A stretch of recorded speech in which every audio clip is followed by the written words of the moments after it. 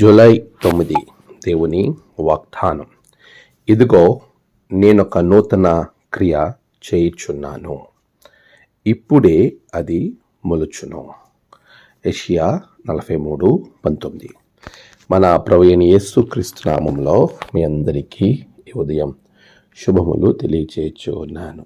ప్రియులారా, అందరూ క్షేమంగా ఉన్నారు కదా? దేవుని మహాకృపలో మనమంతా క్షేమంగా ఉండి మరొక నూతన దినము చూచే ధన్యత దేవాది దేవుడు మనకు అనుగ్రహించి ఉన్నారు. అందును బట్టి దేవునికి నేను కృతజ్ఞతాస్తుతులు చెల్లిస్తూ ఉన్నాను. ప్రియ విశ్వాసులారా, ప్రభు యొక్క చిత్తంలో మనమందరం సంతోషించటానికి, ఆనందించటానికి, ఆనందంగా జీవించటానికి ప్రభు వాగ్దానాలు మనలను బలోపేతం చేస్తూ ఉన్నాయి.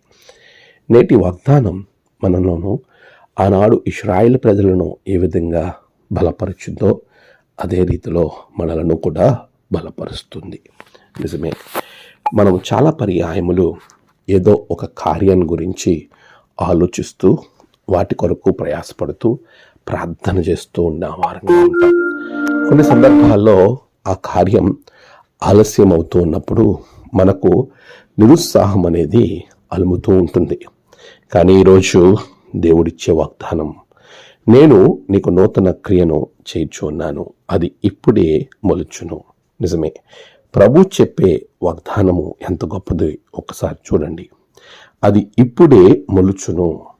ప్రభు చేసేటువంటి ప్రతి క్రియ నువ్వు ఏదైతే ఆలోచిస్తున్నావో వాటిని తక్షణమే చేయటానికి ప్రభు ఇష్టపడుతూ ఉన్నాడు. ఆయన వైపుకు మనం తిరిగిన ఎడల, ఆయనలో మనం ఉన్న ఎడల, ఆయనను పొందుకుని ఆయన వెంబడి మనం వెళ్ళినట్లయితే ప్రభు మనకిచ్చేటువంటి అద్భుతమైనటువంటి క్రియ, ఆశ్చర్యమైనటువంటి క్రియ. ఆనాడు ప్రభు తన యొక్క ప్రజలకు యాకోబు అని సంబోధించాడు. ఇశ్రాయేలు ప్రజలందరికీ కూడా ఆయన ఇచ్చిన ఈ అద్భుతమైన వాగ్దానం మన జీవితాల్లో నెరవేరబోతా ఉంది. ఏ క్రియ కోసమైతే నువ్వు ఆలోచిస్తున్నావో, ఏదైతే జరగలేదు అని బాధపడుతున్నావో, జరుగుతాదా అని ఆలోచిస్తున్నావో వాటిని ఒక్కసారి ప్రక్కన పెట్టి ప్రభువులో నిన్ను నీవు బలపరుచుకో.